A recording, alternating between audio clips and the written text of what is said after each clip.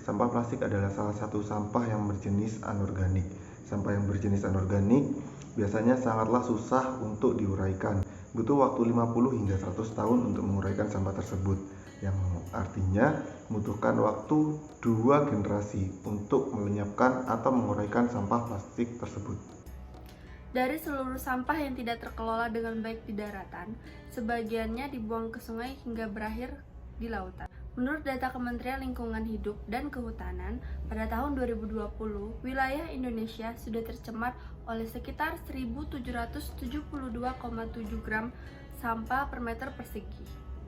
Mengingat luas lautan Indonesia yang totalnya 3,25 juta kilometer persegi, bisa diperkirakan bahwa jumlah sampah di Laut Nusantara secara keseluruhan sudah mencapai 5,75 juta ton.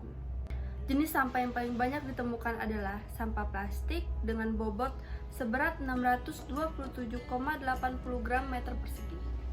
Jumlah itu memiliki proporsi 35,4% dari total sampah di Laut Indonesia pada tahun 2020. Berdasarkan data yang dimiliki oleh Diverse Clean Action, kelompok pemerhati lingkungan khususnya laut, pemakaian sedotan di Indonesia mencapai hingga 93.244.847 batang setiap harinya. Jena Erjembek, seorang ahli lingkungan, dilansir dari Beritagar, mengatakan bahwa Indonesia berada posisi kedua di dunia sebagai negara penyumbang sampah plastik ke lautan. Pada tahun 2015, para ilmuwan asal Costa Rica menemukan seekor kura-kura laut yang terlihat memiliki cacing parasit di hidungnya. Namun, setelah diselidiki, dia menemukan bahwa bukan cacing parasit yang tersangkut di saluran nafas sang kura-kura, melainkan sebuah sedotan yang berukuran 10 cm. Oh man, it's freaking strong. That's plastic. Lantas, dapat kita bayangkan bukan? 20 menit yang kita gunakan untuk menggunakan sedotan plastik ternyata bisa berdampak hingga beratus-ratus tahun. Bahkan, bisa pula menyumbangkan begitu banyak kerusakan di muka bumi ini. Apa yang bisa kita lakukan untuk mengurangi sampah sedotan plastik yang membahayakan ekosistem laut dengan menggunakan alternatif lain selain sedotan plastik? Terdapat beberapa alternatif yang teman-teman dapat gunakan untuk mengurangi limbah sedotan plastik. Salah satunya adalah sedotan stainless steel atau logam.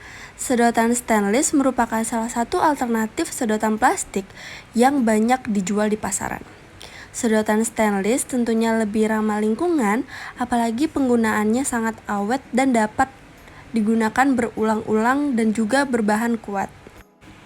Selain itu, sedotan stainless lebih aman bagi kesehatan karena tidak mengontaminasi minuman dengan kandungan bisphenol A atau BPA.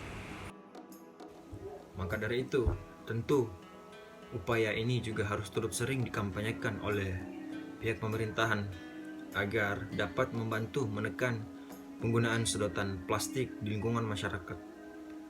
Maka dari hal tersebut, upaya ini juga sudah banyak disorotkan oleh pihak atau kelompok masyarakat hingga kelompok pemerintah untuk menekan penggunaan sedotan plastik.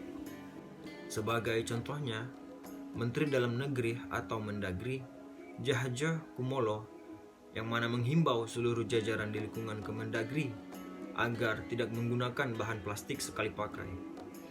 Djahjo juga menghimbau secara khusus terhadap jajarannya agar jangan menggunakan kemasan botol minum plastik sekali pakai ataupun sedotan plastik sekali pakai. Semua termasuk warung makan di lingkungan Kemendagri.